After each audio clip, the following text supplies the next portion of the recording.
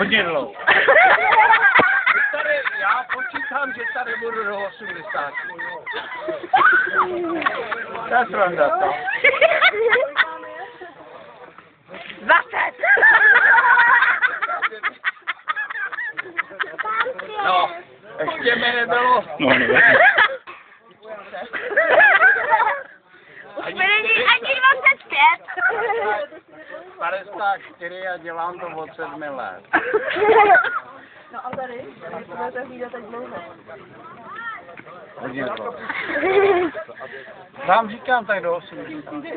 Určitě. Určitě to jako můžu klidně i jako podepřít celý parlament, jako o nás nemusí mít starosti.